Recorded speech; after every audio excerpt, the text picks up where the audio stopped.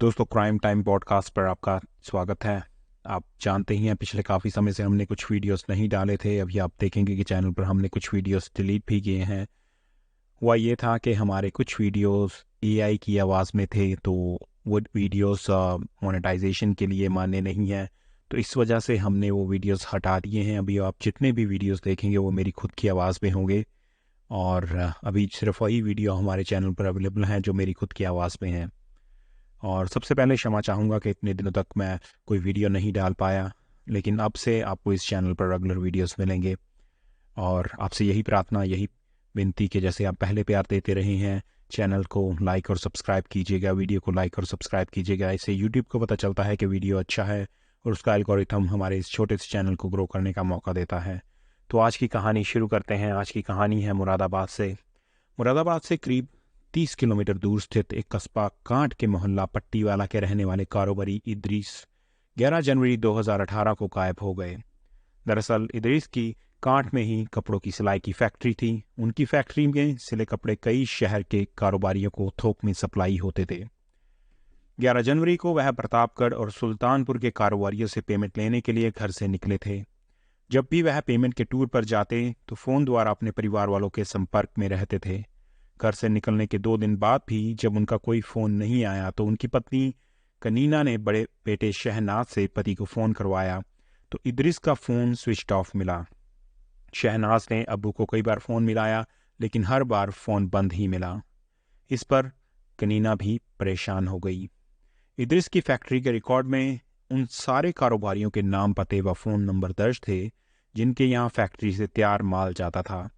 चूंकि इदरीस प्रतापगढ़ और सुल्तानपुर के लिए निकले थे, इसलिए शहनवाज ने प्रतापगढ़ और सुल्तानपुर के कारोबारियों को फ़ोन करके अपने अब्बू के बारे में पूछा। कारोबारियों ने शहनाज को बताया कि इदरीस उनके पास आए तो थे, लेकिन वह 11 जनवरी को ही पेमेंट लेकर चले गए थे। पता चला कि दोनों कारोबारियों ने इदरीस को 5 लाख रुपए दिए थे। यह जानकारी मिलने के बाद इदरीस के घर वाले परेशान हो गए। सभी को चिंता होने लगी। इदरीस से जान पहचान वाले सभी लोगों को फ़ोन करके अपने अब्बू का बारे में पूछा, लेकिन उन्होंने उसके बारे में कोई जानकारी नहीं दी। तभी कनीज़ा शहनाज के साथ प्रतापगढ़ पहुंची। वहां के एसपी से मुलाकात कर उन्होंने पति के गायब होने की बात बताई। एसपी ने इदरीस का फ़ोन सर्विलांस पर लगा दिया। इससे उसकी अंतिम लोकेशन अमरोहा जिले के गांव रायपुर कलां की पाई गई। यह गांव अमरोहा विहाद थाना के अंतर्गत आता है। प्रतापगढ़ पुलिस ने उन्हें अमरोहा देहात थाने के संपर्क करने की सलाह दी।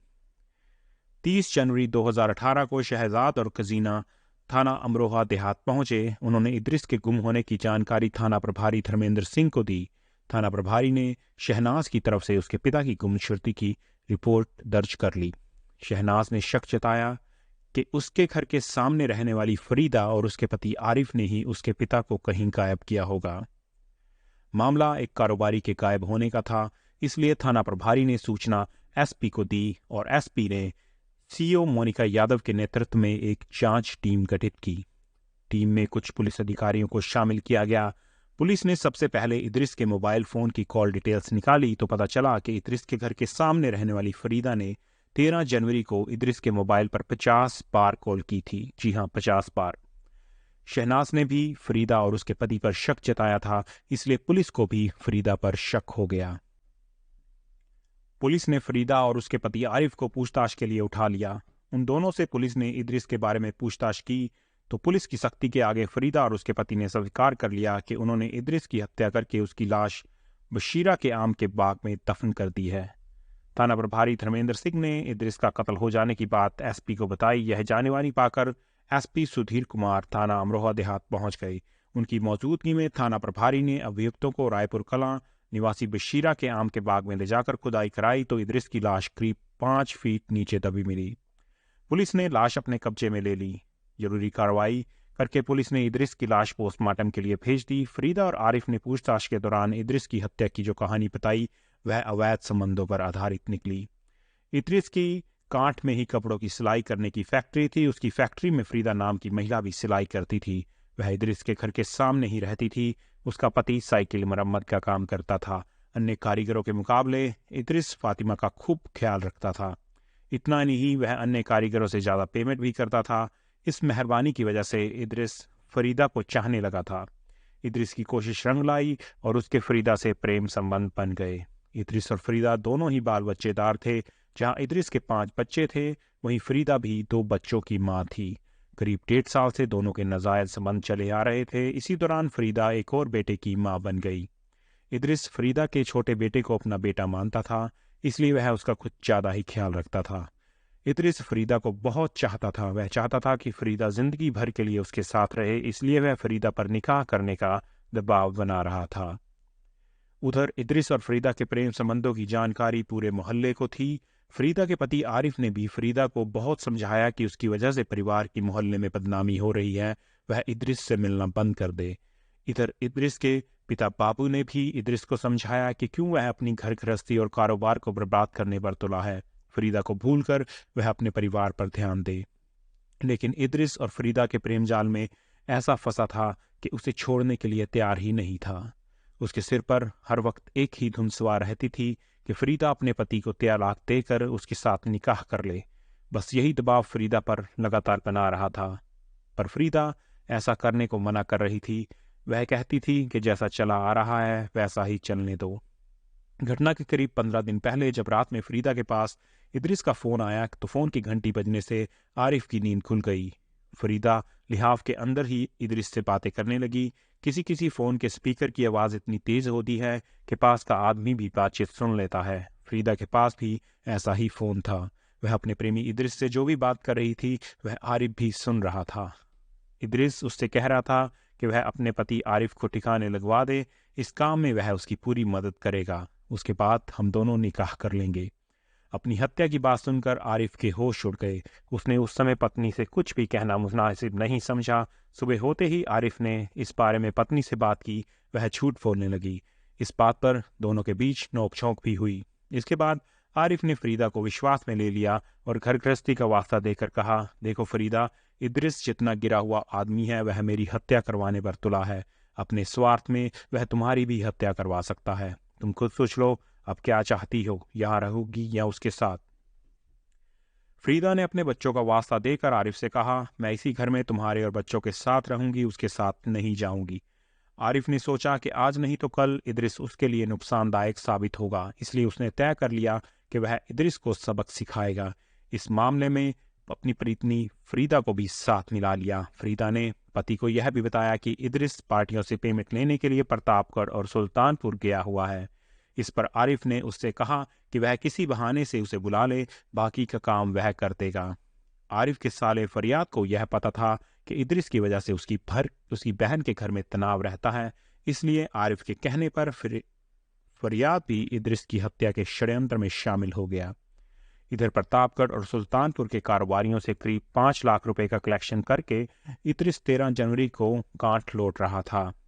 सफर में उसने अपना फोन साइलेंट मोड पर लगा दिया था। फरीदा ने इद्रिस से बात करने के लिए फोन किया। इद्रिस को इसका पता नहीं चला। फरीदा उसे लगातार फोन कर रही थी। गांठ पहुंचने पर इद्रिस ने जैसे ही अपना फोन देखा तो प्रेमिका की 50 मिस्ड कॉल देखकर चौंक गया। उसे लगा कि पता नहीं क्या बात है, उसने इतनी बार फोन क्यों मिलाया है। इद्रिस ने फरीदा को फोन करके कहा, फरीदा, मेरा फोन साइलेंट मोड पर था, इसलिए तुम्हारी कॉल के बारे में पता नहीं लगा। बताओ क्या बात है। मैंने यह तय कर लिया है कि मैं आरिफ को तलाक देकर तुमसे निकाह करूंगी। इसी बारे में तुमसे बात करना चाहती थी। फरीदा ने ऐसा इद्रिस से कहा। मैं चाहती हूं कि तुम अभी कांट बस अड्डे पर आ जाओ, वहीं पर हम बात कर लेंगे। प्रेमिका मुंह से अपने मन की बात सुनकर इद्रिस खुश हो गया। उसने कहा, फरीदा, मैं कुछ ही देर में वहां पहुंच रहा हूं, तुम भी जल्दी पहुंच जाना। तो फरीदा ने बात का जवाब दिया कि ठीक है, तुम आ जाओ, मैं भी वहीं मिलूंगी। इद्रिस थोड़ी देर में ही बस अड्डे पर पहुंच गया। फरीदा अपने पति के साथ वहां पहले से ही मौजूद थी। औपचारिक बातचीत के बाद फरीदा ने कहा, रायपुर खास काम में मेरे भाई के यहाँ खाने का इंतजाम है, वहां चलते हैं, वहीं बातचीत की जाएगी। इद्रिस खाने पीने का शौकीन था। वह शराब भी पिए हुए था, इसलिए फरीदा के साथ रायपुर खास काम जाने के लिए तैयार हो गया। जब वह वहां पहुंचा तो फरीदा के भाई फरियाद ने इद्रिस का गर्मजोशी से स्वागत किया। उसने चिकन बना रखा था। कुछ देर के बाद बातचीत करने के दौरान जब फरियाद ने उससे खाना खाने के लिए कहा तो शराब के शौकीन इद्रिस ने शराब पीने की इच्छा जताई। इस पर फरियाद ने कहा कि यह घर पर संभव नहीं है, पीनी है तो कांट बस अड्डे पर ठेका है, वहीं पी लेंगे। इदरिस बस अड्डे पर जाने के लिए तैयार हो गया। इदरिस और आसिफ फरियाद की मोटरसाइकिल पर बैठकर कांट बस अड्डे पहुंच गए। इदरिस ने पैसे देकर एक बोतल रम मंगा ली। फरियाद एक बोतल रम और पकोड़े ले आया तो आरिफ बोला, चलो बाग में बैठकर पियेंगे, उसके बाद खाना खाएंगे, वहीं बात भी हो जाएगी। शराब की बोतल और पकोड़े लेकर तीनों मोटरसाइकिल से आम के बाग में पहुंच गए। बाग में बैठकर तीनों ने शराब पी और योजना के अनुसार आरिफ व फरियाद ने कम पी और इदरिस को कुछ ज़्यादा ही पिला दी। इदरिस जब ज़्यादा नशे में हो गया तो आरिफ इदरिस से बोला, देखो इदरिस भाई, तुम पैसे वाले हो, मैं एक छोटा सा साइकिल मैकेनिक हूँ, मेरी तुम्हारी क्या बराबरी। तुम यह बताओ मेरा घर बर्बाद क्यों कर रहे हो। तुम्हारी वजह से वैसे भी मोहल्ले में मेरी बहुत बदनामी हो गई है, अब तो पीछा छोड़ दो।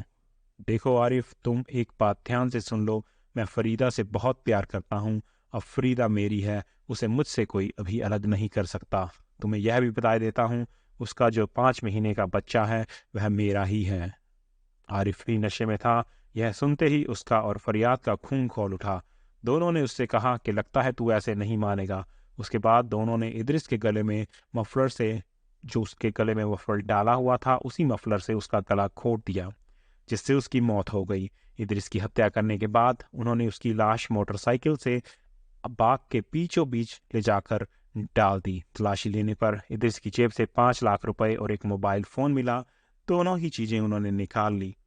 उसके बाद फरियाद घर से फावड़ा ले आया। आरिफ और फरियाद ने करीब 5 फुट गड्ढा खोदा और उसके बीच इदरिस की लाश दफन कर दी। ठिकाने लगाने के बाद वह दोनों अपने घर लौट आए। इदरिस की जेब से मिले पैसे दोनों ने आपस में बांट लिए।